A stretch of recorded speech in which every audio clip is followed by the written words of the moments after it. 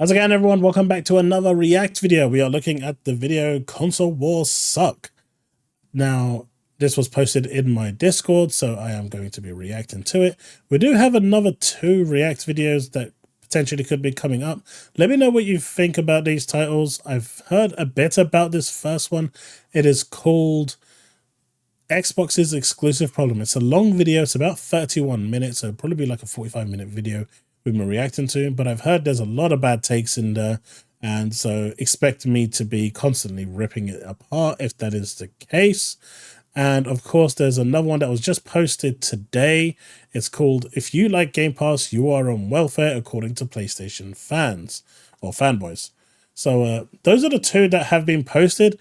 Let me know if that one is slightly shorter at like 10 minutes. Let me know if you'd like any of those appeal to you. Post it in the comment section below, or just post it underneath the pinned comment, inside the pinned comment, and I'll see what you all decide as my next React video. Okay, let's get this show on the road with this first one, because it should be a doozy. War never changes, as said by Ron Perlman. As far as a quote goes, it's a great one to describe the console wars, times where people were genuinely up in arms to passionately defend their purchases of a certain console by dissecting each of them in excruciating detail.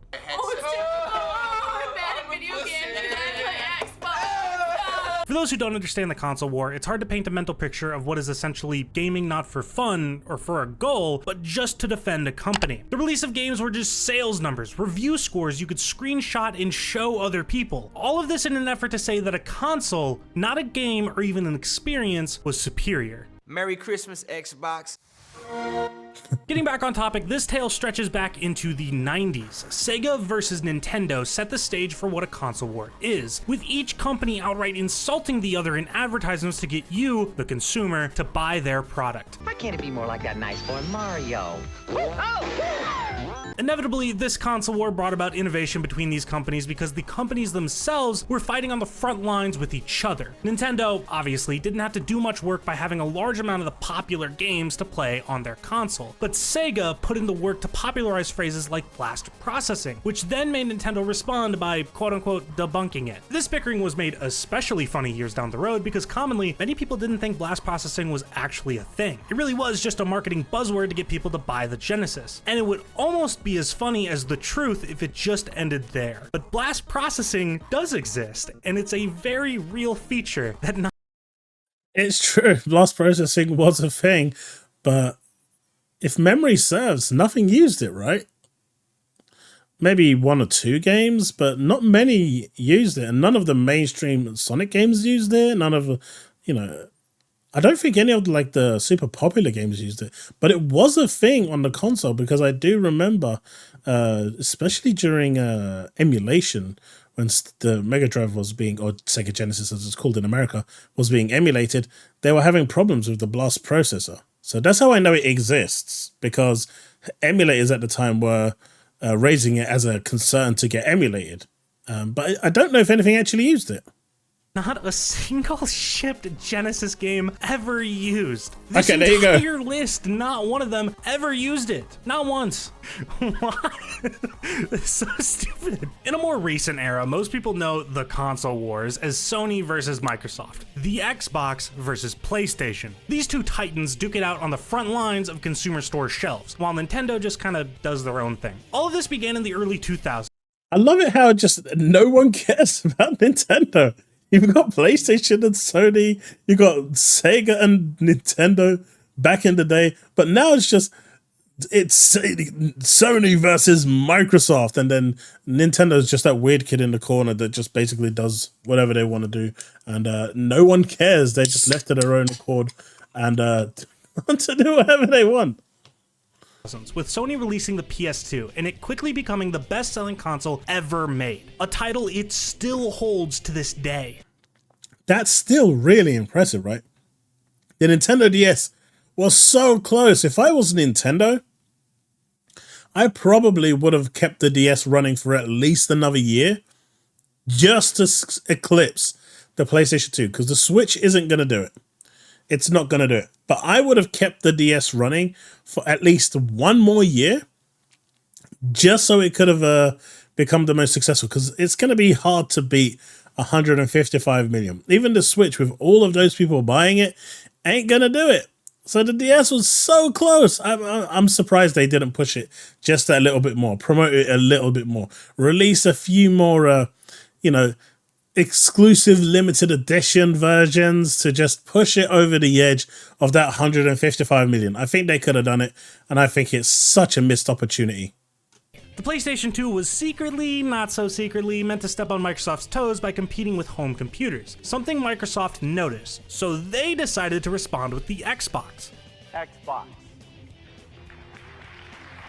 Good old Bill Gates. And The Rock. That's fascinating. Well, thanks, Rock.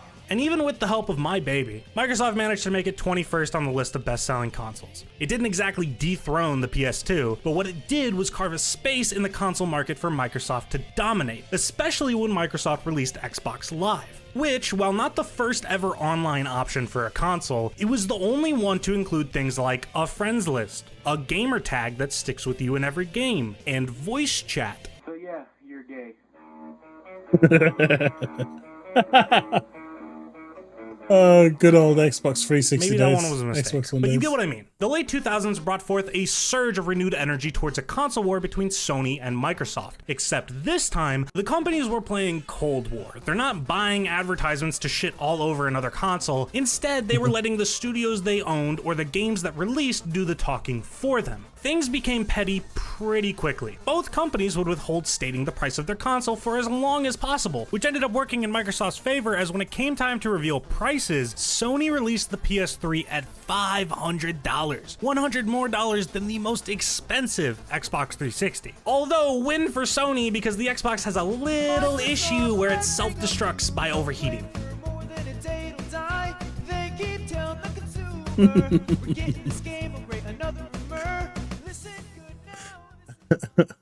But then the PS3 is so notoriously hard to develop for that people start joking it has no games. How is this video not demonetized? I am so getting demonetized for this video.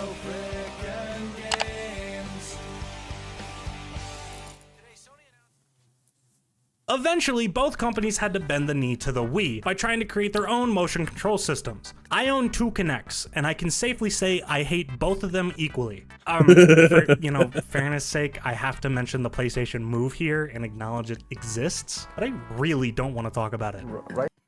I mean, you know what? I think I've run that Pornhub joke too much now. You know, we're not going to talk about any magic wands and what they do with the PlayStation Move anymore.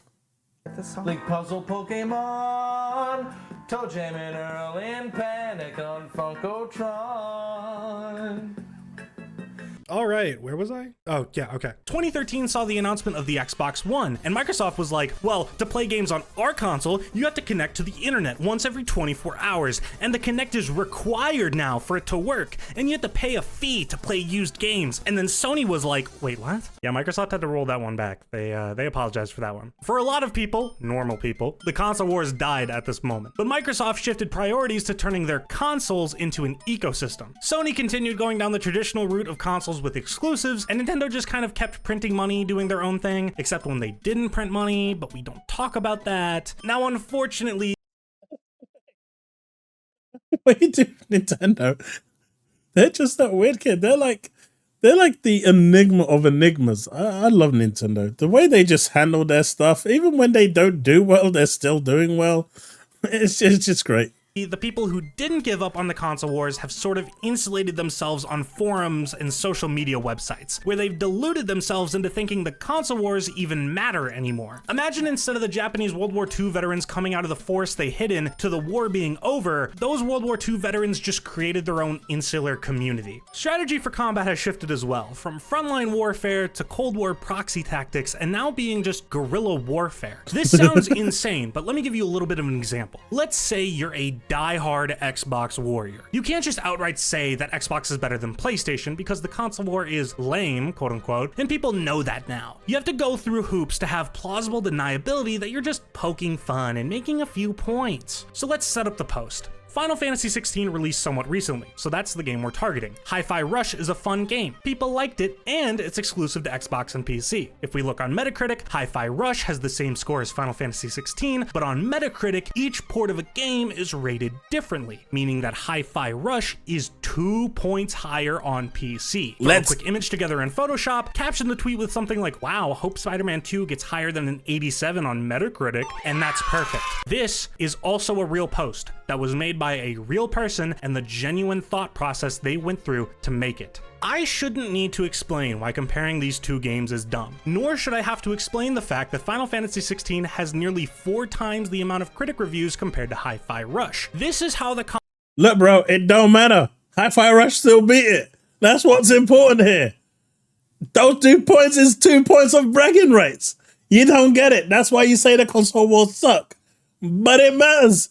It matters to the people for it to... You know, I'm just going to shut up now. console wars have lived on though, and it is so mind-numbing. Most of these people will just say they're an impartial observer and let their cultivated fan base post their propaganda reminiscent of days long gone. Once you understand what's going on, it's so easy to spot these complaints as nothing more than genuine propaganda, and for what reason, I just can't understand. Both of these companies have completely moved on from the console war. Sony is entirely focused on single-player experiences, Xbox is focused on getting people to purchase Game Pass, and, Minasan konnichiwa. Xbox no Phil Desu. and Nintendo is printing money on, like, 2016 tablet hardware. It's just the way he says. Nintendo's just printing money. It's true though, that's the thing. And this is what I said about the DS at the beginning of the video. Like, all they had to do was like release a ultimate like golden bezeled DS with a Mario logo on it, and boom, you're done.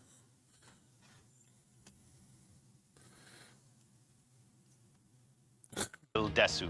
And Nintendo is printing money on like 2016 tablet hardware. All of this is especially telling after Microsoft moved to acquire Activision Blizzard. This was the only time throughout the current console generation that I think Sony and Microsoft were actually bickering with each other. A lot of it, however, was these companies bending over backwards to the FTC so they could seem sympathetic. To get an idea of just how insane this battle was, Sony publicly said that no publisher could create a franchise today that could rival Call of Duty. Okay. And that's actually false now, because they're working on a game that they plan to release in 10 years' time when the contract actually ends for parity on PlayStation. Sony has started developing it. Whether it's going to be a success or not is completely up in the air. No one knows. Whether it will even move a needle for Call of Duty, it's unknown.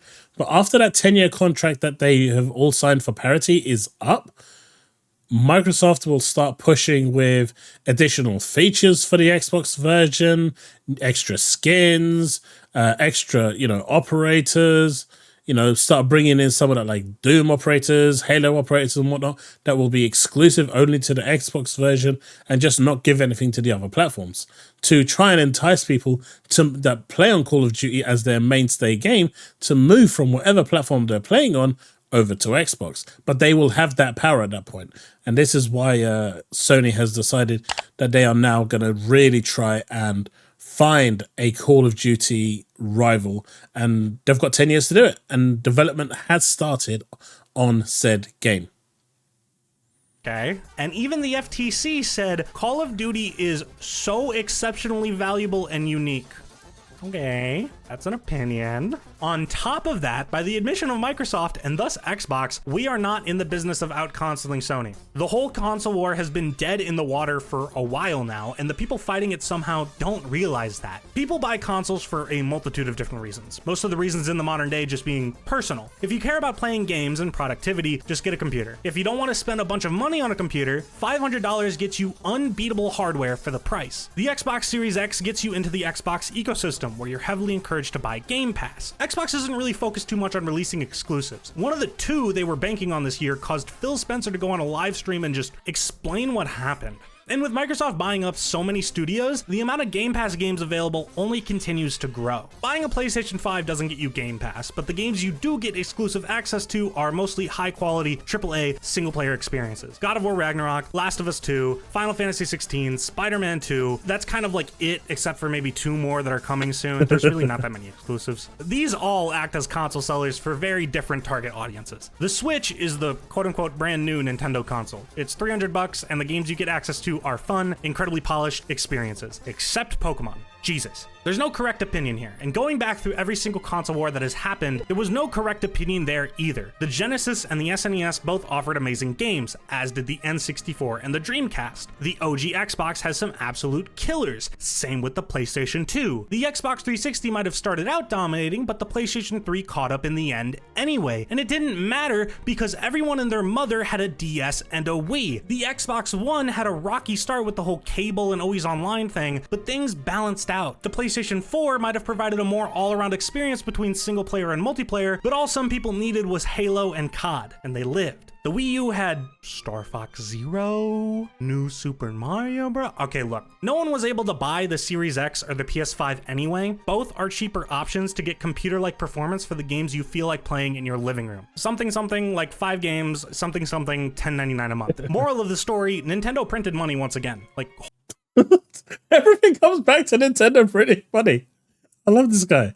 I really do. He's really good. He's funny. Holy shit, only beaten out by their other consoles and the lifetime sales of the PS2. Consoles don't matter. Whether you play games on the latest cutting-edge computers or consoles, or you're still holding on to your modified 3DS because no one feels like porting Kid Icarus Uprising, the only thing that matters are the games. Without them, these are all useless, incredibly expensive paperweights. So hurl insults all you want, act like you don't enjoy Starfield or Spider-Man 2, and sometimes just straight up lie, like not even trying to hide it. Come on, man. All I'm trying to say is that the world has left the console wars behind. And please, for the love of God, if you believe in the console wars, shut up about video games. All of your opinions are just the worst. I hate having to listen to them. If you enjoyed this video, consider subscribing, watching another, or joining my Discord to discuss. War. You know what? That was a really good video. I really liked it. I really did. I really liked that video. There's a lot of good things to pack here, but the moral of the story of this video isn't the fact that the console wars suck. I know that's the name of the video, and I know that that was what he was trying to emphasize here, but the clear message that this video gave me, and I'm guessing you for watching it, the clear message that was pretty much given here is that Nintendo prints money. They can do whatever they want, they will print money. Unlike Sony and Microsoft, who are battling it out, trying to do their own thing and duke it out at the same time while, pushing out those super expensive games, Nintendo is over there doing whatever the fuck they like and still printing money. And even when they've got a whack console like the Wii U, they're still printing money. So I like it. I like it a lot. This is a really good video. Really good video. Well done, man. This was top end. This was top end video. I like it. Right, folks, that's this video done. Let me know what you think in the comment section below. And maybe you're feeling the same way as I did. But yeah, it's definitely a good video. I'll have a link to the video in the description below. Check it out. Go drop a like if you would. Support the video. Support the creator. It is his work after all. So yeah, I'll see you in the next one. Remain legend.